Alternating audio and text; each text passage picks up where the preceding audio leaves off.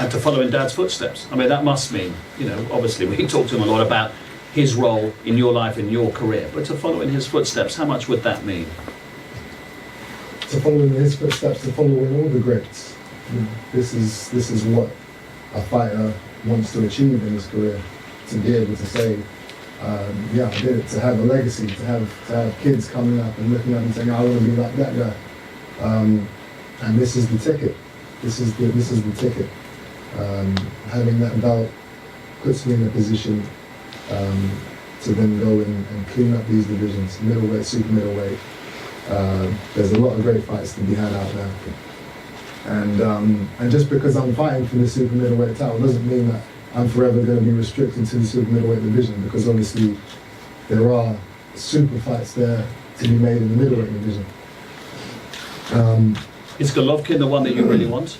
You've talked about that before. I don't know how many more times I'm going to say it. You know, I know I can beat the guy. I know I can beat him.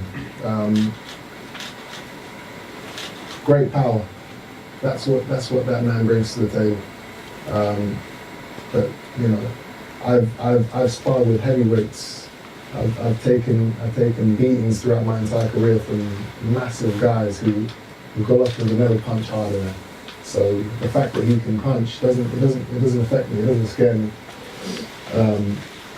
And once you look past that, what could he beat me with? He's not faster than me. His defense isn't better than mine.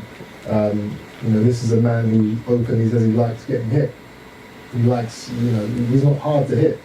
You know, in my opinion, boxing is about being hit and not getting hit. That's my philosophy.